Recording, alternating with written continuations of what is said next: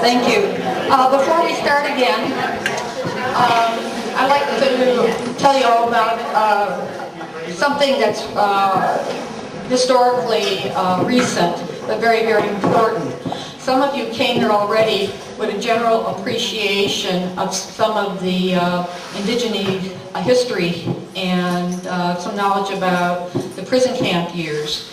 Part of that is because some of you read an article that I co-wrote with a friend and distributed starting in 1996 about to straighten out a lot of the misinformation that was going around Yachats for decades. And I just want to let you know that 15, 16 years ago, that article was written because of Robert Kentta and Don Whereat and Phillips, who wasn't able to be here today, who's archaeologist with the Siuslaw National Forest. If it wasn't for those three individuals, that article would never have been written. And those of you who had that information wouldn't have had it. So I want to thank the three of you. And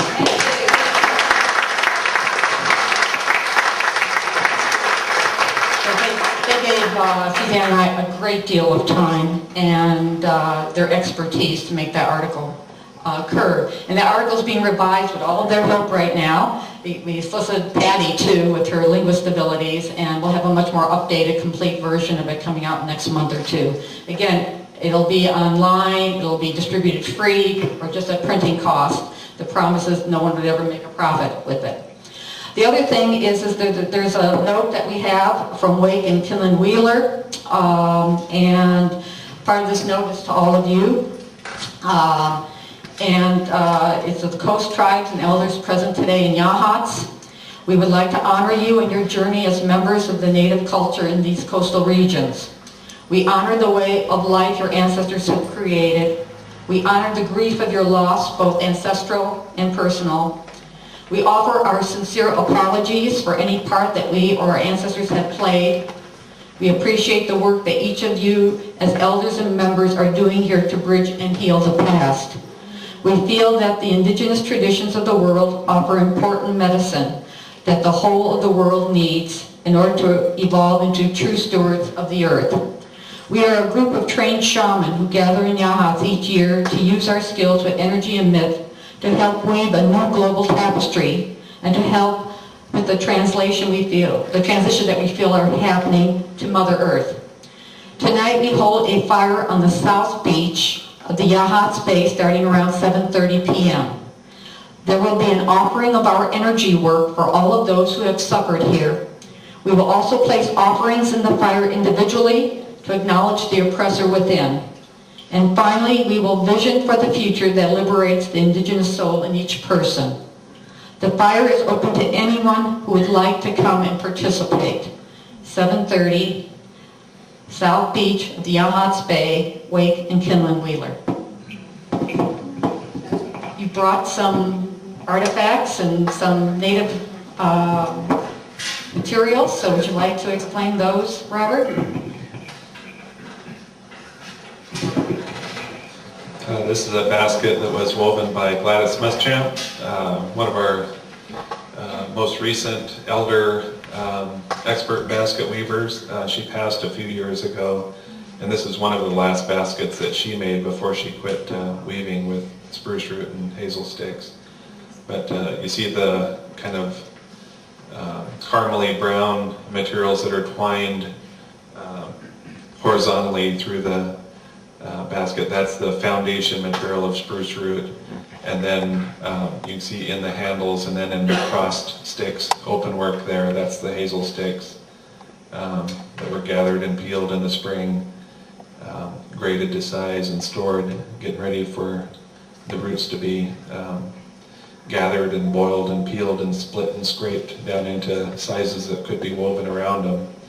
And then the black design material is maidenhair fern stem that you find in a lot of the damp hillsides, and the white design material is bear grass from up high in the mountains that lay it out in the sun and it bleaches out white like that.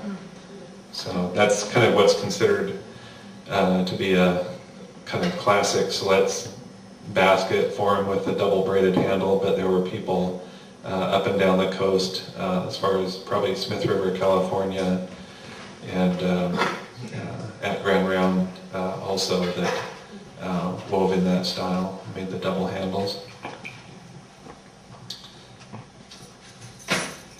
And this is a man's dance quiver, not used to take out into the brush and go hunting with, but it just carries kind of mock arrows used in the dances, and a decorated bow that is danced with. And so it's out of a river otter hide and has abalone shell decorations on it, and a woodpecker scalp at the bottom, which is a symbol of wealth all throughout Western Oregon, traditional wealth. And then, anybody guess what these are from? Anybody ever seen a condor?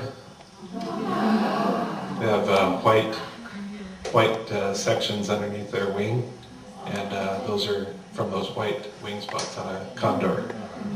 And there's, I don't know if everybody's aware of it, there's research going on now trying to connect all the cultural history and early historic sightings of condors in Western Oregon, well actually throughout Oregon, not just Western Oregon.